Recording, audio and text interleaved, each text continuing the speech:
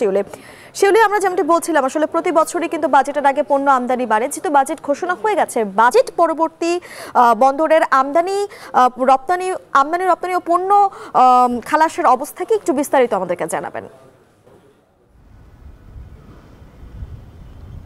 যেহেতু কোরবানির ঈদ সামনে এবং ঈদের সময় কিন্তু বেশ কিছুদিন ছুটি থাকে, যদিও 24 ঘন্টায় বন্দরের কার্যক্রম কিন্তু বন্ধ থাকে না, শুধু ঈদের দিন ছাড়া। কিন্তু যেহেতু পণ্য খালাসের সাথে যুক্ত বিভিন্ন সংস্থা, CNF agent, shipping agent, freight forwarder সহ পণ্য পরিবহনকারী যে ট্রাক শ্রমিক বা কাভার্ড ভ্যান শ্রমিকরা অনেকেই কিন্তু তাদের ঈদ করতে গ্রামের বাড়িতে চলে যায়। সে কারণে কিছুটা শ্রমিক সংকট থাকে এবং সংশ্লিষ্ট দফতরের কর্মকর্তা কর্মচারীদের অনুপস্থিতির কারণেও ডেলিভারি কিছুটা কম হয়।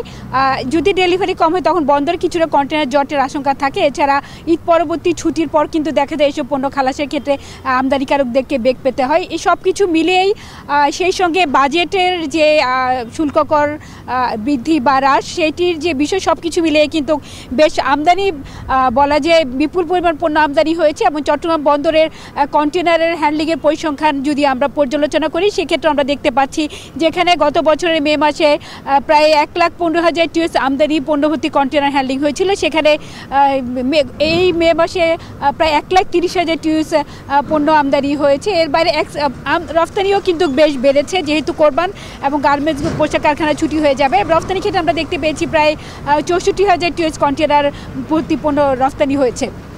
এখন যেহেতু ছুটি হয়ে যাবে তাই খালাসও কিন্তু বেশ ভালো, প্রতিদিন প্রায় 4,500 টিউএস কন্টেনার ডেলিভারি হচ্ছে চট্টগ্রাম বন্দর থেকে, যেখানে আমরা দেখতে পাই যে সাধারণত 3 থেকে 3,500 টিউএস কন্টেনার ডেলিভারি হয়ে থাকে।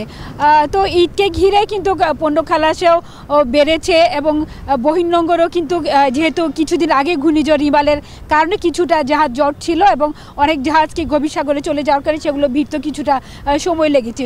সব কিছু মিলিয়ে বন্দরের কিন্তু বলা যায় পুরো বন্দরে এখন বেশ সচল এবং আমদানি রপ্তানি কার্যক্রম বলা যায় পুরোদমে চলছে এবং পণ্য খালাসের গতিও বেশ ভালো। তো মিম, এই ছিল আমার কাছে এখনকার মতো সব শেষ। চট্টগ্রাম বন্দর থেকে সরাসরি যুক্ত হয়েছিলেন আমাদের সঙ্গে সহকর্মী হাজরা শিউলি এবং তিনি জানাচ্ছিলেন বাজেট পরবর্তী বন্দরে আমদানি রপ্তানি কিন্তু চলছে, পাশাপাশি পুরো দমে পণ্য খালাসও চলছে।